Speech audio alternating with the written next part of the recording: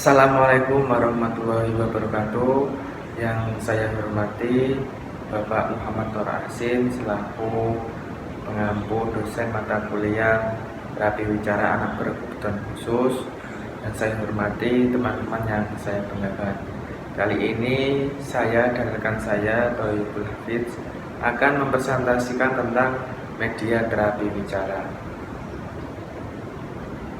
Yang pertama, terapi wicara adalah ilmu kedokteran yang menangani evaluasi, diagnosis, dan pengobatan gangguan penyebab ketidakmampuan bicara dan menelan.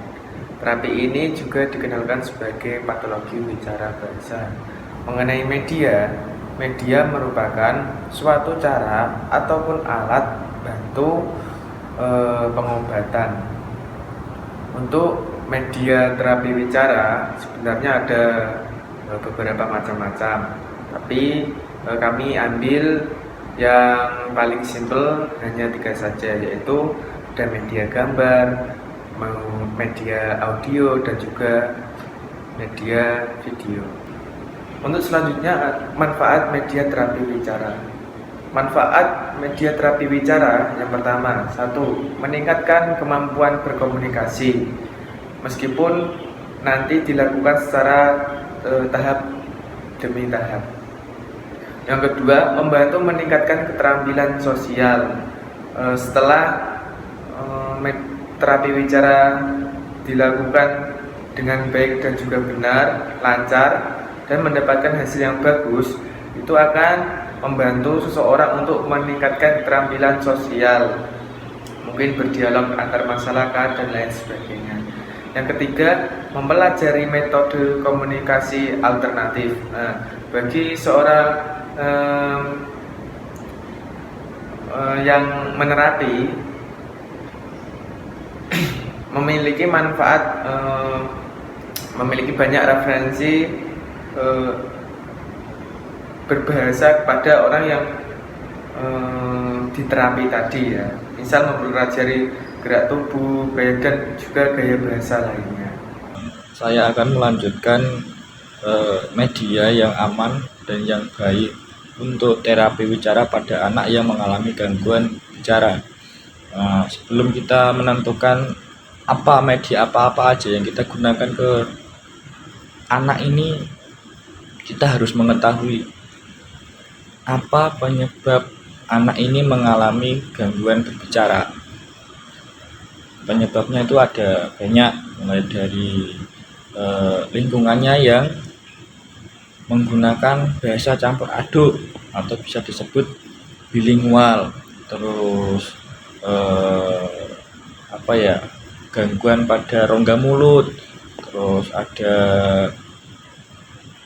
gangguan pada rongga mulut ini bisa dari kecelakaan, sumbing, atau pengucapan atau artikulasinya itu kurang jelas. Nah, yang paling jelas itu adalah penyebabnya itu autis, teman-teman, karena ciri-ciri anak autis itu jelas dan orang awam pun tahu kalau orang autis itu ya gimana ya begitulah, teman-teman. Nah, setelah kita mengetahui penyebab si anak, baru kita bisa menyiapkan media yang tepat bagi si anak. Bagaimana kita bisa memberikan terapi yang baik, yang benar, yang tepat, efisien untuk si anak. Mulai medianya itu bisa gambar, bisa audio, bisa video, tergantung penyebab kenapa si anak ini kok bisa terlambat berbicara. Kalau menggunakan media gambar ini biasanya kita menyiapkan kartu yang ada gambarnya, ada tulisannya, dan atau gambar alfabet.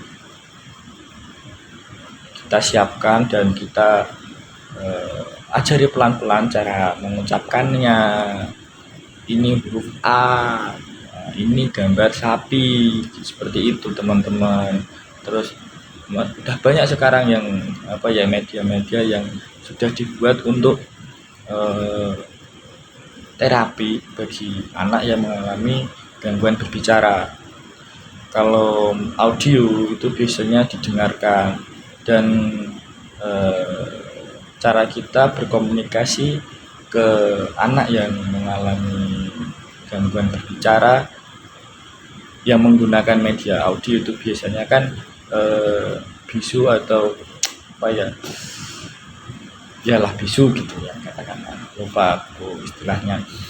Nah, kalau itu kita bisa berkomunikasi ke si anak itu melewati body language atau bahasa apa itu yang menggunakan tubuh itu, teman-teman. Nah, selanjutnya yang media selanjutnya itu ada video. Video ini bisa video yang tidak apapun itu, mulai dari hewan, yang mengenai hewan, tempat, terus profesi gitu kan. Nah, itu bisa teman-teman kita menggunakan media video. Terus apa ya, mungkin game yang menggunakan kartu atau semacam apa ya, yang dirangkai itu loh teman-teman. Nah, itu seperti itu juga bisa. Mungkin itu aja dari saya. Bila ada kekurangan mohon maaf, dan bisa ditambahi, kita bisa diskusikan lebih lanjut lagi. Sekian dan wassalamualaikum warahmatullahi wabarakatuh.